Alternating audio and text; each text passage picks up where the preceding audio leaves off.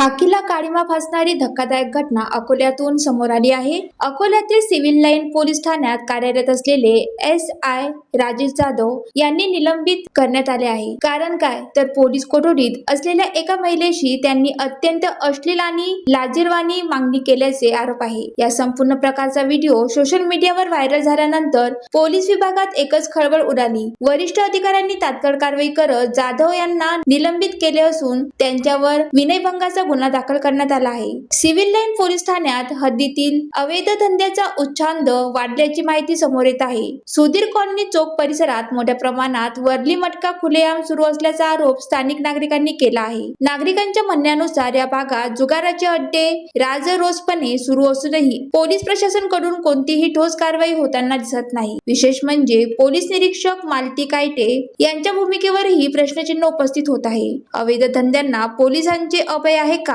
असा संतप्त सवाल आता नागरिक विचारत आहेत. एका बाजूला पोलीस कर्मचाऱ्यांकडून विनयभंगासारखे गंभीर आरोप तर दुसऱ्या बाजूला अवैध धंद्यांकडे दुर्लक्ष.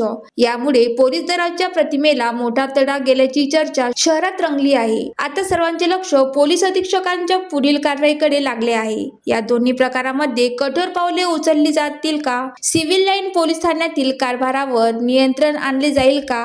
ज्वालादीप न्यूज करिता मनीष राऊत, अकोला.